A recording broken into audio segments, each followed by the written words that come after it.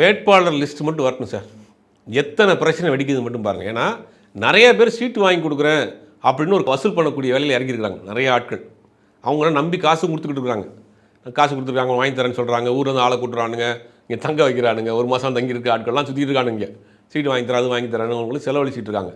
இப்போ அவங்களெலாம் இல்லைன்னு சொன்னதுக்கு பிறகு இந்த மாவட்ட செயலர்கிட்ட காசு கொடுத்தேன், இந்த நிர்வாகிகிட்ட காசு கொடுத்தேன்னு ஒரு பெரிய பூகம் வெடிக்க போகுது. அது ஒரு பிரச்சனை.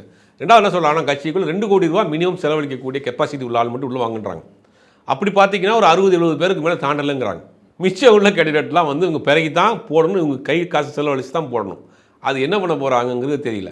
அப்படி ஒரு சூழல் வர்றப்போ தான் இந்த காசு கொடுத்து வெயிட்டிங்கில் இருக்காங்க பாருங்கள், இந்த கும்பல் பூரா போகும். உங்களுக்கு சீட் வாங்கி தரேன், கட்சி உங்களுக்கு செலவு பண்ணிடுவாங்க, எனக்கு மட்டும் உள்ள ஒரு 10 லட்சம் கொடுங்க, 20 லட்சம் கொடுங்க அப்படி வந்து ஆட்கள் பூரா சுற்றிக்கிட்டு இருக்குங்க. நான் வாங்கி தரேன் உங்களுக்கு. ஒருத்தர்லாம் ரிட்டையர்டு பேங்க் ஆஃபீஸரு, நான் வந்து அரசியல் வர போகிறேன், தாவேக்காக்கு வரேன், அது சீட்டு வாங்கி தரேன், ஒருத்தர் சுற்றிட்டு இருக்காருன்னு வச்சுக்கோங்க. இந்த மாதிரி நிறைய கும்பல் இருக்குது. இப்போ அவங்க செலவு பண்ணுற ஆட்கள் கை காசை போட்டு செலவு பண்ணணும் 50 கேண்டிடேட் இருப்பாங்க. மிச்சம் இருக்கக்கூடிய 170-160 கேண்டிடேட்டுக்கு வந்து இவங்க தான் செலவு பண்ணி நிப்பாட்டக்கூடிய அளவுக்கு இருக்குது.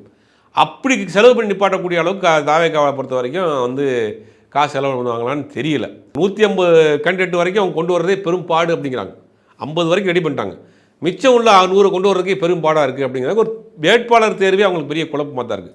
இப்போ 10,000 ஃபார்ம் விற்றுன்றாங்க. இப்போ பொது தொகுதிக்கு 10,000, தனி தொகுதிக்கு 5,000, அந்த ரிட்டர்ன் வந்த ஃபார்மே 400 தான்றாங்க. அப்போ 234னா அவங்களுக்கு எவ்வளோ வரப்போகுது? ஒரு தொகுதிக்கு 2 ஃபார்ம் கூட வரல. 10,000 கட்டி கூட அவங்களுக்கு வேட்பாளர் வரல சார். அதுதான் தாவேக்காவுடைய நீங்கள் நிலைமையாக இருக்குண்டா. கூட்டணி சரியாக அமையல, கண்டிப்பாக ஜெயிக்க முடியாது அப்படிங்கிற முடிவுக்கு வந்துட்டாங்க. இப்போ தமிழ்நாடு லிஸ்ட்டு வர்றப்ப ஒரு பெரிய கலவரமே இருக்குங்கிறது மட்டும் உறுதியாக தெரியுது.